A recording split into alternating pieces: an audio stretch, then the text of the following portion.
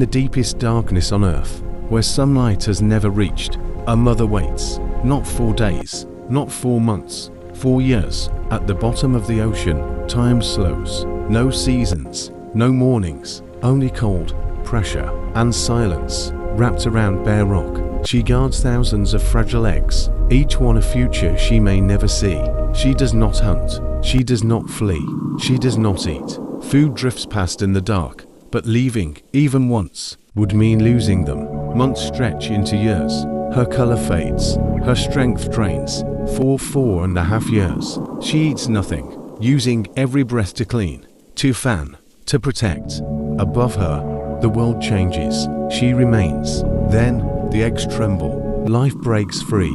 The hatchlings rise into the darkness, carried by currents she will never follow. Her strength is gone, her task is complete. She does not see them grow, but they live, because she waited, because she endured, because she gave everything. In the deepest ocean, this is what devotion looks like. The ocean does not shout, it whispers. It speaks in pressure and current, in darkness and motion, in lives that exist beyond the reach of light.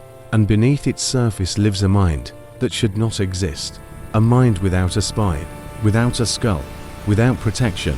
Welcome to Wildlife Chronicles, a channel dedicated to preserving nature by revealing its untold intelligence, its silent struggles, and its quiet resilience. Every story we tell is an act of attention, an effort to remind humanity that the wild is not distant, not simple, not unaware, but thinking, adapting, remembering, and fighting to endure in a world that grows more hostile each year. This is the octopus, an animal born without inheritance, no parent to teach it, no shelter to claim, no armor to hide behind, no shell, no bones, no claws, no second chances. In an ocean ruled by teeth and speed, the octopus enters life already exposed.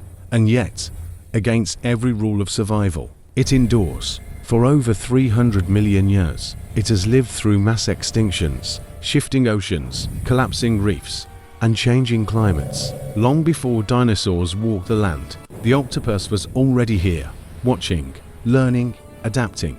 It does not dominate the ocean by force. It does not conquer territory. It does not rely on size or strength. It survives by awareness, by sensing danger before it arrives, by reading the language of movement, by knowing when to vanish and when to wait. 8 arms, each capable of independent thought. 3 hearts, pumping life through a body that bends reality.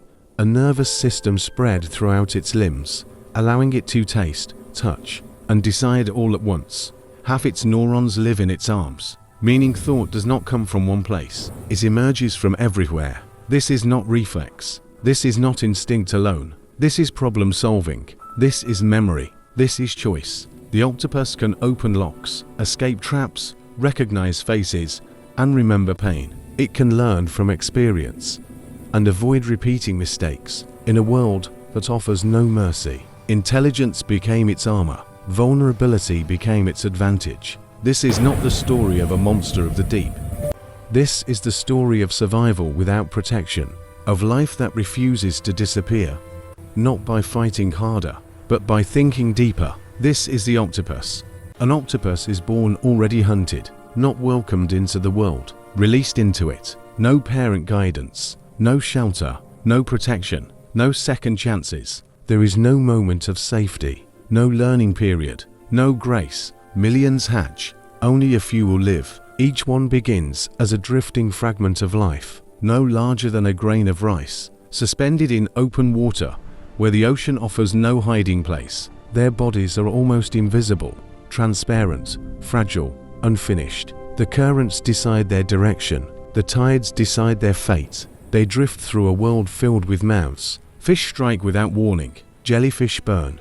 Plankton clouds hide danger instead of food. Hunger comes fast. The energy stored inside them is limited. If they do not feed, they fade. If they move too much, they are seen. If they hesitate, they disappear. Death comes faster.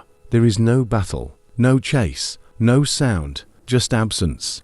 From the very beginning, survival is not promised. It is not inherited. It is not deserved. It is earned, moment by moment, through avoidance rather than victory. Most will never touch the seafloor. They will vanish into the mouths of strangers, absorbed into the ocean's endless exchange of life for life. No record, no witness, but a few survive long enough to descend. As they sink, light weakens, predators thin, the water cools. For the first time, the ocean offers shadow. Those who reach the seafloor do so by chance, and by silence. They settle into crevices, coral cracks, and broken shells, places too small for larger hunters to follow. Here, stillness becomes survival.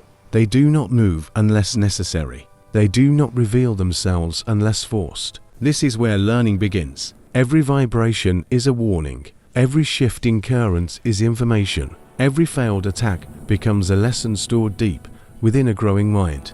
From this moment forward, the octopus does not survive by being faster or stronger. It survives by noticing, and in a world where attention means life, that awareness will decide everything.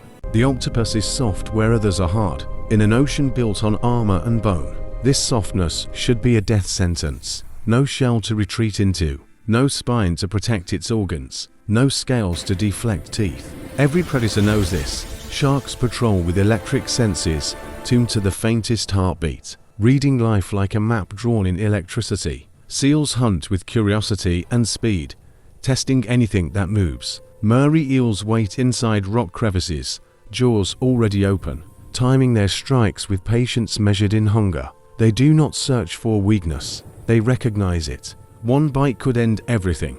And yet, when danger arrives, the octopus does not react with panic. There is no wasted movement, no sudden flight, no desperate display. It does not charge. It does not freeze. It calculates. Its skin tastes the water. Its arms read vibration. Its mind assembles a decision in fragments of a second. When the shadow passes overhead, when pressure shifts against the current, when the water tightens with movement, the octopus disappears, not by fleeing, but by becoming. Skin transforms into coral, texture hardens into stone, color ripples and shifts in milliseconds, matching sand, algae, sponge, or reef with impossible precision.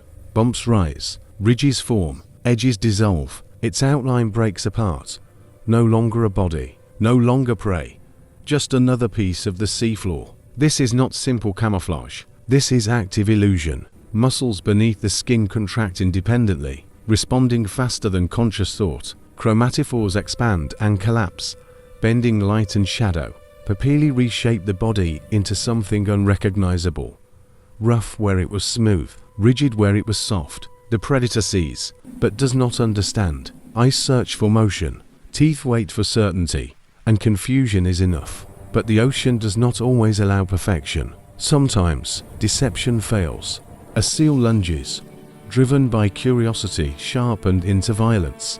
A shark closes distance, momentum impossible to reverse. An eel strikes before the mind can decide. Teeth connect. In that moment, the octopus chooses survival over wholeness. An arm is lost. There is no scream, no pause, no hesitation. The detached limb continues to move, twitching with life, pulsing with nerve signals, convincing the predator that the hunt is still unfolding. It is not a mistake, it is strategy. Evolution has written this choice into the body itself. While the hunter focuses on the severed arm, the octopus vanishes into shadow, wounded, bleeding, alive. Blood disperses into the water, quickly erased by current. Pain exists, but panic does not. The octopus retreats into darkness, into crevices to narrow for pursuit. Stone presses against soft flesh. The body compresses, reshapes, seals itself inside the reef. There it waits. Breathing slows, movement stops. The world narrows. Hours pass, days pass. Inside the wound, cells awaken. Injury is common. Healing is essential. For the octopus, survival does not end when danger passes. Sometimes, the hardest part begins after. Wounded and exposed, it retreats from the world, not in defeat, but in strategy. It hides after trauma, slipping into darkness where light cannot betray it. Crevices become shelter. Silence becomes protection. It eats less, moves slowly, every motion measured. Energy is no longer spent on hunting. It is conserved for repair. The wound is guarded, touched carefully, never exposed. Inside the body, an invisible process begins. Cells regenerate with purpose. Nerves reconnect, relearning sensation. Muscle reforms strand by strand, rebuilding strength without memory loss. This is not healing by chance. It is healing by design. Within weeks, the missing limb returns, fully formed, fully functional, fully aware. The new arm can taste, grip, explore, and decide. Nothing is lost except the moment itself. Pain did not end it. Loss did not stop it. But the ocean offers no time to recover completely. Because sometimes, the threat is not a predator, it is the sea itself. When oceans warm, oxygen drops, food disappears, shelter collapses, reefs bleach, prey vanishes. The familiar becomes hostile. In shallow tide pools, octopuses face drought. The water drains away with the retreating tide. Heat rises. The sun hardens the world. Gills dry. Skin tightens. Time becomes the enemy. Some octopuses seal themselves inside rocks, wedging their bodies into stone, trapping moisture against their skin. They slow their metabolism. Heartbeats drop. Breathing becomes shallow. They wait. Hours pass, sometimes days, for the sea to return. Others make a different choice. They leave the water. Yes, walk, using their arms like limbs. They crawl across exposed reef, dragging their soft bodies over jagged rock, crossing open ground where there is no cover and no forgiveness. Every movement risks dehydration. Every second risks death. But still, they move. The ocean left them. They followed it. And when the sea returns, danger follows close behind. Every movement is watched. Sharks sense electrical signals pulsing through muscle. Eels hunt by smell, tasting fear in the water. Dolphins hunt by intelligence, predicting escape before it happens. Against them, the octopus does not rely on strength. It uses chaos. Ink clouds explode outward, thick and dark, creating false bodies in the water. Predators strike the illusion, not the animal. Jet propulsion launches escape. Water blasted through a siphon with sudden force. The octopus becomes a living projectile. And when even speed is not enough, it transforms. Sudden shape-shifting fractures recognition. Color breaks apart. Texture collapses into noise. Predators hesitate. And hesitation is survival.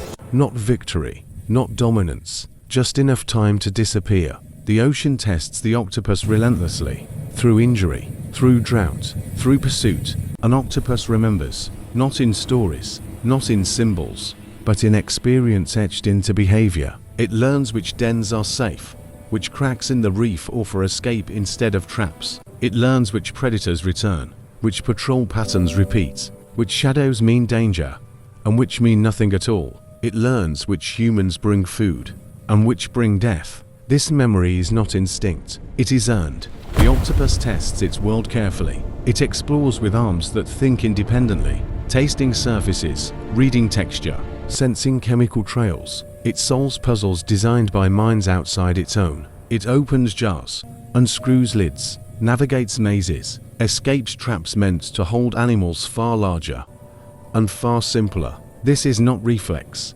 This is cognition. A decision made, stored, and improved upon. In a body with no spine, intelligence became the skeleton. But intelligence does not grant immortality. Reproduction is the final act. When the time comes, the female octopus withdraws from the world she knows. She finds a hidden den, narrow, protected, unseen.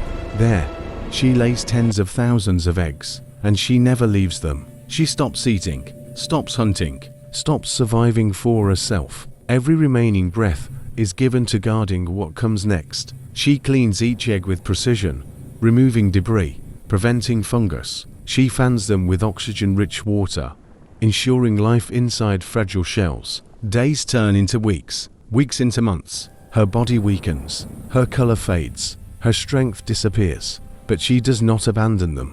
When the eggs finally hatch, when tiny lives spill into the current, she dies. Not from weakness, not from injury, from devotion. Her body ends so life can begin. Most offspring will not survive. They drift into open water, transparent and unguarded. Predators strike. Hunger claims many. The ocean erases them without witness. But a few will live, and that is enough. The octopus has no lineage memory, no parent to teach, no tradition to pass on. Yet its design carries wisdom forward. Each generation adapts slightly better, learns slightly faster, survives longer. This is the continuum, not immortality, not permanence. Persistence, the quiet refusal to disappear. The octopus should not exist. Too soft, too exposed, too vulnerable. No armor, no protection, no margin for error. And yet, it endures. Through loss, through injury, through drought and suffocation, through predators that never stop hunting. Because survival is not about being strongest. It is about being aware, about sensing change before it arrives, about choosing flexibility over force, about learning faster than danger can adapt. At Wildlife Chronicles, we tell these stories not just to reveal the wild, but to protect it, to remind us that intelligence takes many forms, and that some of the most powerful minds on Earth live far from our sight. If this journey moved you, share it, subscribe, and remember, preserving the wild begins with understanding it.